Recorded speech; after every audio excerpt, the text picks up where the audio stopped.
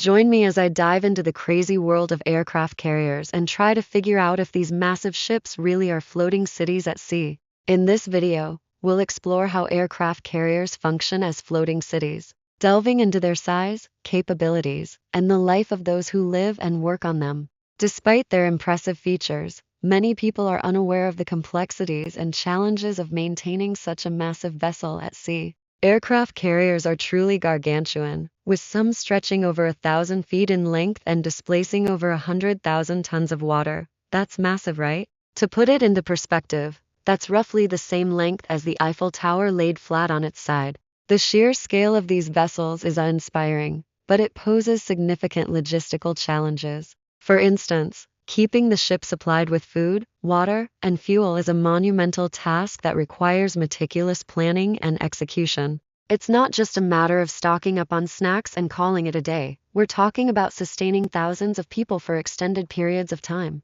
That's a mind-boggling undertaking, if you ask me. When you factor in the added complexity of operations at sea, it's a wonder these vessels stay afloat at all. And yet, they do, thanks to the tireless efforts of the crew and support staff. Their daily routines are filled with a multitude of tasks, from maintaining the ship's systems to conducting flight operations. It's a 24/7 endeavor that requires precision, skill, and a healthy dose of teamwork. The demands of life on an aircraft carrier are substantial, to say the least. In fact, the pressure can be so intense that even the most seasoned sailors can find themselves struggling to cope. It's no wonder then that these vessels are often referred to as cities at sea. They're mini societies, complete with their own social hierarchies, routines, and challenges. We'll discuss the various aspects of life on an aircraft carrier, including living quarters, dining facilities, and the advanced technology used to support operations and crew.